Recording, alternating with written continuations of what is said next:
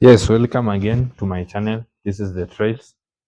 We are here to discuss about some issues, especially in politics. I do talk about politics mostly. I am a mono discussion person, whereby I'm just indicating that I talk to myself, answer myself, and ask myself questions about politics. I just suggest my view about politics here and there. So welcome to my channel. Today I'm here to talk about something that's very serious. So many people ask themselves if the mountain will vote for the KK regime back to power in 2027. I'm here today just to tell you why they might vote the KK leadership back to power in 2027. And this is why. The first thing will be to protect their properties, which is widespread spread across Kenya as a whole. The second thing is that they fear to risk because of the outcomes that might come when they vote him out and other communities vote him in. They have the fear or the doubt of the fear whereby they don't know what can happen. So they might vote for him back to power just for peace. I might call it peace for peace purpose. The other thing is that it's about the projects that are being done in their areas. So most of them, especially when they found out that the person who wants to vote to overcome our president at this time, the KK regime, is not someone who is aligned to helping them in their next move, then they might be forced to vote for Ruto back to power.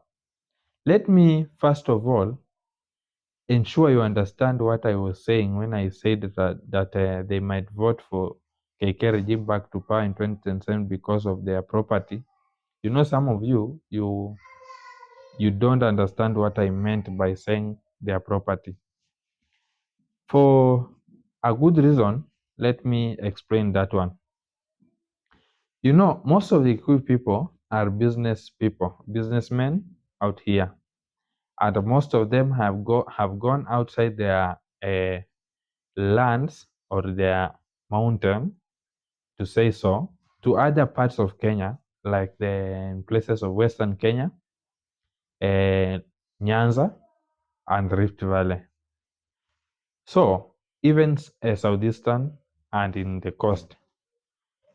As we all know, is that most of other tribes in Kenya, they actually don't associate very well with the people from the mountain or the Kikuyu specifically, and this is a threat to them. So most of the people from the Mount Kenya, the Kikuyu community, have gone outside and invested in very many community that is not of their own, especially in the Rift Valley. They are very close with the Kalenjins and they are working very cooperatively together in the farms and other sector like the business section. So most of them have properties there. Okay, they have some land, they have their shops, their businesses, which are running and actually bringing back some good income to their community or to them. So this is a very big challenge to them. It is a weakness. So when the elections will be very near, and these communities, and we all know very well that to just to be very sure, you will see it by yourself in next year. Some of the Kikuyus will be moving out of these tribes. They'll be running back to their mountain so that they can vote from there, so that they can avoid any risk. They know the risks that can come after that election. They have a lot of fear. So because of that, they might just say that let's just calm down, let's just vote for him to finish his time peacefully. Because if we dare to do such a thing like voting for him out, and then a risks come in that whereby you found out that now the Luo community just voted for Ruto and the Luo also voted for him, and some few other tribes from the coast voted for him, and then he has secured the seat again.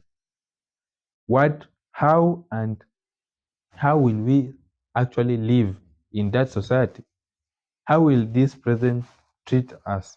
How will this other community, like the Kalenjin, treat us, especially for our members who are in between them? Where will we do our business from? And that will be a very big blow, economic blow to them. So they cannot risk to do that. And this is just something that has happened, but most of the people they are not aware.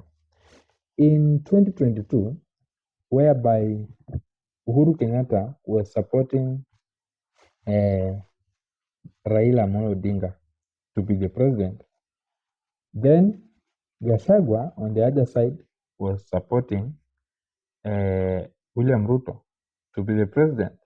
And it happened that people followed the lead of Gachagua rather than the lead of Uhuru Kenyatta, who was in power at that time.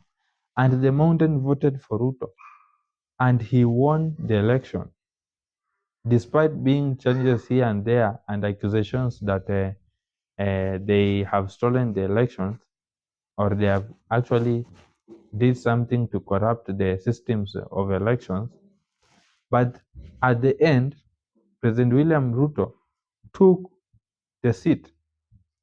And it was not easy for the side of Uhuru Kenyatta. It was not easy for him to actually give away power to someone he didn't want. He had created a grudge on him. It was not easy.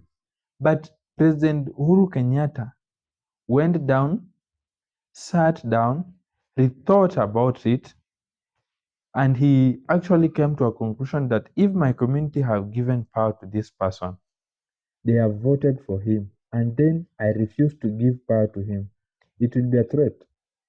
It will be a very tough situation for us.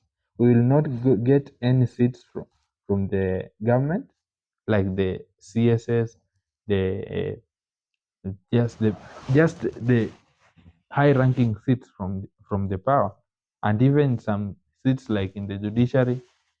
If Uhuru could have tried to refuse to give that power to Ruto, it could have costed them so much, and he was not ready for that. So, because of the benefits that it came with it, he actually accepted to give the power. And I am very sure Raila Amolo Odinga, our late Raila Amolo Odinga, did not actually believe that Uhuru Kenyatta is now giving power to someone he didn't want.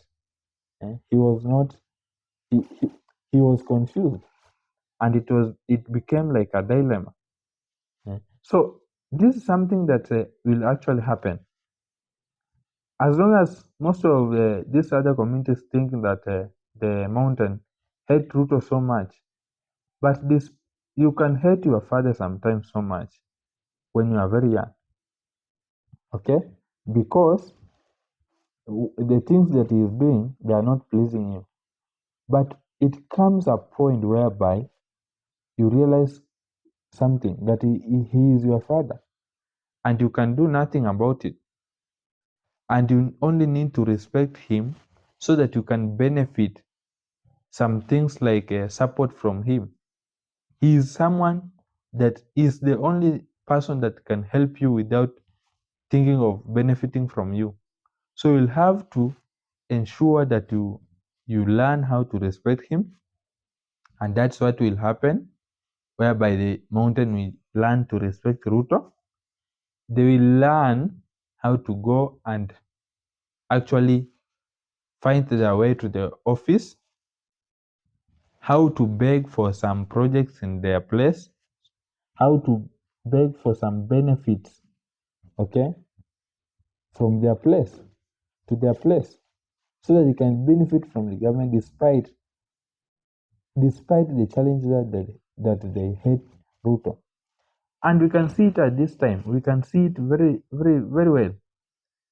These other communities, they are crying and saying that the economy is very bad, that the government is not helping them, the government is doing nothing.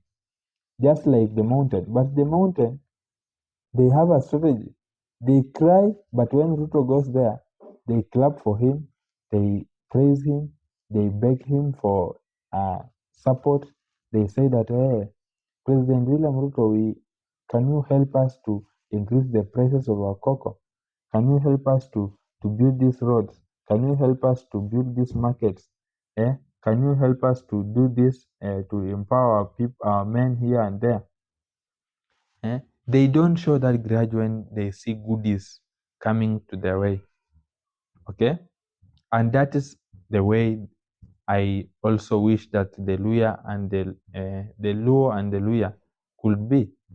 When someone is having what you want, even if you hate that person, and this happens to us even when we were in school, the teacher who your math teacher, whom you hate so much, is the one who has the knowledge, who is there to teach you on how you can pass a mathematics paper. And if you continue hating him, you continue having issues with him, you will fail. You have to learn to control your head, to control that bad relation, and actually show respect to him, learn from him without looking at him from other perspectives. And that is what I wish everyone should learn.